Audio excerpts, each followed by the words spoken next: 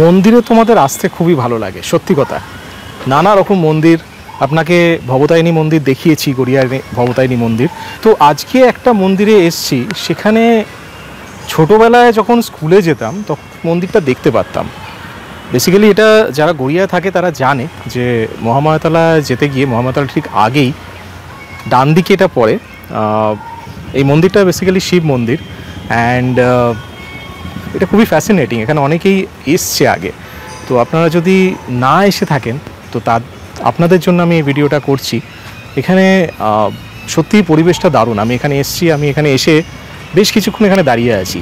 শান্ত পরিবেশ, আর পুরনো মন্দির মানেই পুরনো মন্দিরে অনেক কিছু, অনেক তথ্য, অনেক কিছু ইতিকথা, অনেক হিস্ট্রি থাকে। তো এখানে আপনারা আসলেই সেটা বুঝতে পারবেন, ফিল করতে পারবেন।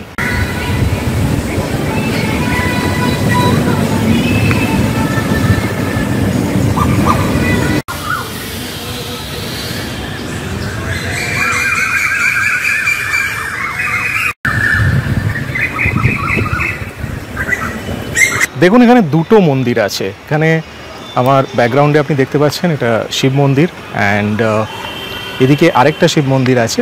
এখানে মহাদেবের মূর্তি আছে, অ্যান্ড এখানে শিবলিঙ্গ। তো খুব সুন্দর।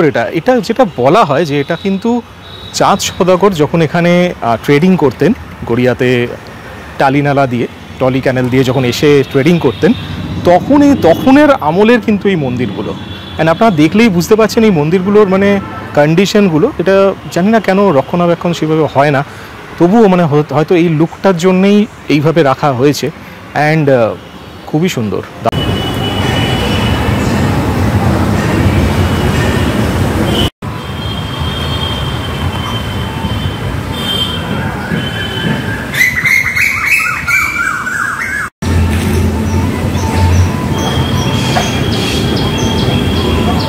মন্দিরটা শেষ প্রান্তে আছে একটা পুকুর, বিশাল বড় পুকুর। অ্যাকচুয়ালি এটা পুকুর নয়, এটা হচ্ছে আদি গঙ্গা।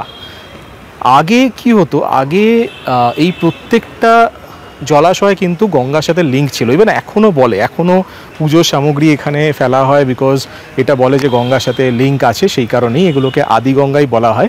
এখানে একটা আছে, আমি আপনাদের টালিনালার যে ভিডিওটা দেখিয়েছিলাম সেখানে আমি দেখিয়েছিলাম। তো এরকম গড়িয়ায় অনেক কটাই আছে আদি গঙ্গা।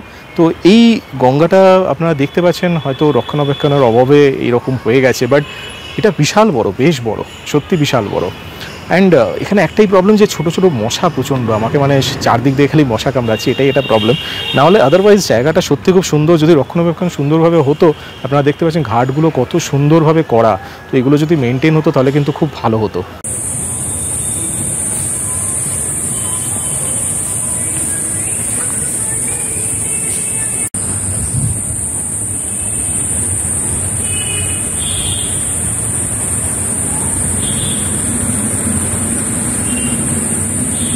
যাই হোক, আপনাদের ভিডিওটা নিশ্চয়ই ভালো লেগেছে। ভিডিওটা যদি ভালো লেগে থাকে তাহলে অবশ্যই লাইক করবেন, শেয়ার করবেন আপনাদের বন্ধুবান্ধব, রিলেটিভ সবার সাথে, এবং আমার চ্যানেলটি অবশ্যই সাবস্ক্রাইব করে দেবেন, এবং বেল আইকনটি ক্লিক করতে যেন ভুলবেন না, কারণ সেটি না করলে আপনার কাছে নোটিফিকেশনগুলো যাবে না যখনই আমি নতুন ভিডিও আপলোড করি। খুব তাড়াতাড়ি আর একটা দারুণ ভিডিও নিয়ে আসতে চলেছি এর চ্যানেলে। ততদিন সবাই ভালো থাকবেন, সুস্থ থাকবেন।